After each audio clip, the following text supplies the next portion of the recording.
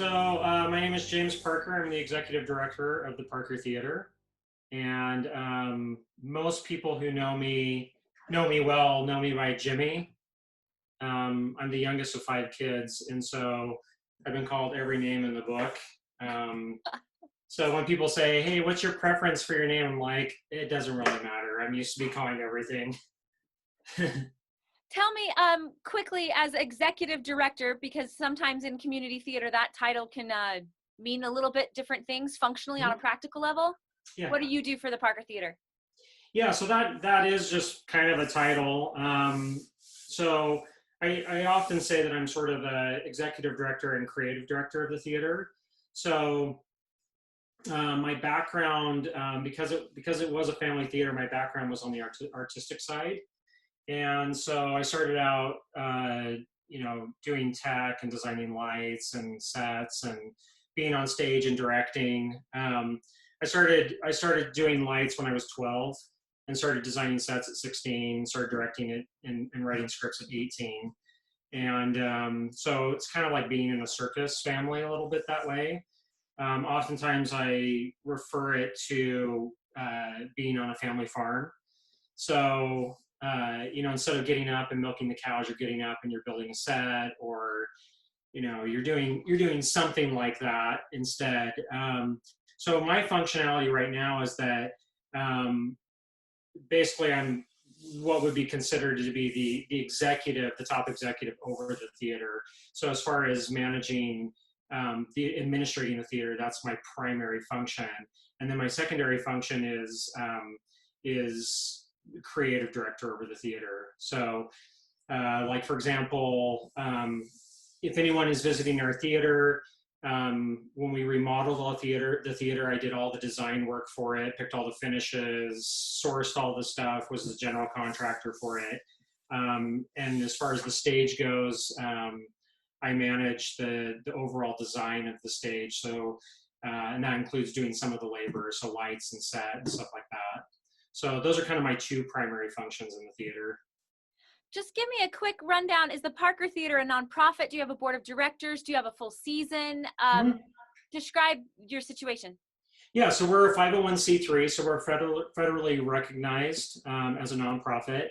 Um, as far as we're if you were to actually look at all the theater companies in Utah, there's actually not a ton of there's a ton of theater lovers in Utah, and there's a ton of talent in Utah, but there aren't a lot of full companies. Like we're kind of not rare, but we're a company who owns our building, which is more rare because most theaters are either affiliated with, they might be affiliated with the university, they might be affiliated with the city, it might be an arts council, or they might be kind of a standalone company and renting space in order to operate. So as far as how we go, we're basically a full-fledged company. We run a full season of shows, and we have a theater school. So our season consists of 5 productions from September until May, and then we have a Shakespeare Festival in the summer, and then we have our theater school. So we have regular after-school classes, again, September through May, and then summer camps during the months of June, July, and August, which of course right now is not really functioning the way that it would normally, but that's how we normally function. Yeah. Tell me where the Parker Theater came from.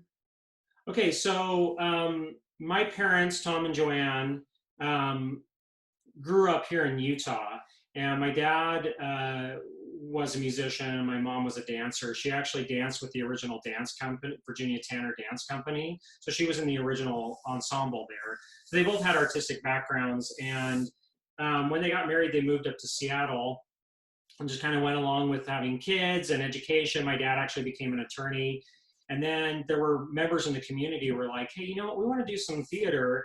And you two seem to have a background in possibly being able to do some of this stuff. So we'll support it. You guys need to bring the creative side. So that's kind of how it started with my parents. And then my dad interviewed for a job to run a theater down here in Utah. And he was selected out of like 700 applicants.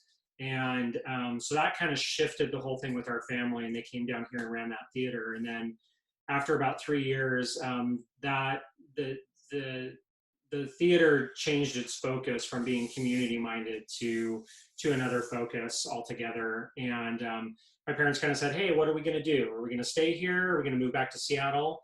And they said, "Well, let's just stay here and start our own theater company." So they started that back in 1986, and our theater has been sort of, the next, I would say, let's see, that was 86 to about maybe 92. They were sort of nomadic. We had like a small theater. We had a small theater in ZCMI. We had an outdoor theater by Symphony Hall.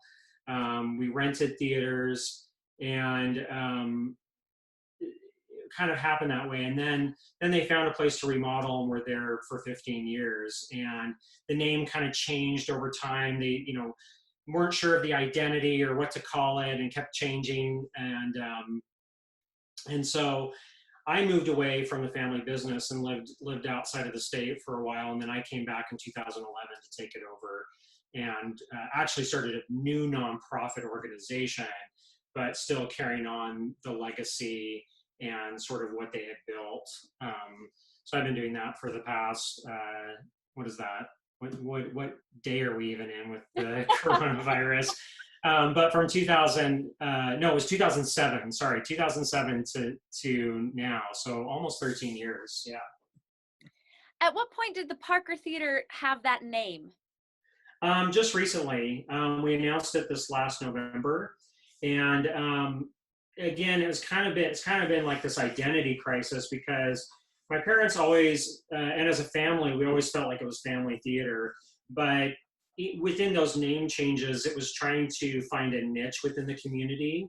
And a lot of that is just having, like, maybe not bigger aspirations, but looking at how children's theaters function around the United States. And there's a couple of prominent ones. And I think that was kind of the ideal, is that, hey, if we can establish and educate people as to what children's theater can be, because some people say, oh, it's children performing, or they don't understand it, or it's confusing. And in some cases, children's theater is that. And so that was kind of the idea behind it. But this recent change, which should have been done many, many years ago, but we felt like we were strong enough to enact another name change, was to steer away from that, because many of the plays that we do, we have people who come that don't have children. So I'd say we're really more like family theater, with maybe a bent on some of the shows to be more for younger audiences. But we kind of run the gamut, all the way from Shakespeare, down to things that might seem a little more juvenile. So it's more of a wide range of that kind of environment. Mostly plays, some musicals, but so largely yeah. Oh, sorry. Go ahead. So Parker Theater. So my father passed away about 3 years ago, and the work that both my mom and dad have done in the community has been huge. Like, many of the actors, well-established actors that you might see on other stages, came out of what they kind of established, because at that time there wasn't a lot of places for people to perform. So when we looked at it, we said, now's the time to change it. And as being family members, it's kind of embarrassing to have your name out there. And you want to try to, even though theater people maybe aren't, but you want to try to be humble about your work.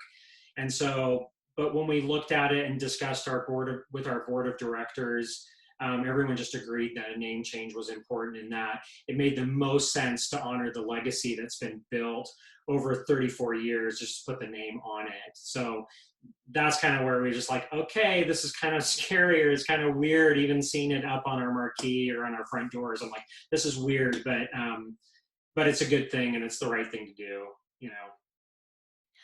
By and large, are you guys doing your own work, or are you doing licensed work? Both. So over the years, we've adapted many, many, many stories. So we have a pretty thick script catalog of all of original works or adapted works. And then where you can't adapt, or you can't, where it's not as easy to adapt, or licensing is in the way, then you end up trying to just license a script. And there's stories out there that would be great to do as plays, but as it were in our, I think in at least American theater, there's a ton, usually when there's a great story, it's usually adapted into a musical, which is kind of a shame because not everything works exactly as a musical, or sometimes the music itself isn't as good. And I always feel like there should at least be a couple options to share those stories out. But we do license where we have to. And that being said, there's also really a lot of great work that's, that you can license as well. Awesome. You kind of you make me think in the discussion between children's theater, is it for children or are children the performers or whatever? It seems like you're kind of aiming for that Pixar niche where there's no reason why I can't bring my kids. Not only that, but like they're actually going to get what's happening. But there'll be a richness that makes me want to be there as well. Oh yeah, I mean we don't talk down to the audience members, right? Because the way children absorb theater is kind of different than adults anyway, and so is it maybe not obviously as like complex as like an adult play? Of course not. It's not going to have those things. It's not going to have that language. The storytelling is going to be a little more clear and less subtle or less developed, right? It's going to be a little bit more in your face, especially with just like the length of the show. You only have so much time to tell a story. So yeah, I mean, comparing it to a Disney film or an animated feature would be, pretty accurate. And because we like variety in the work that we do, some people might say, oh, this show feels a little bit more towards that juvenile edge, but I still enjoy it. Whereas other work might feel a little bit more older as far as on the range, right? And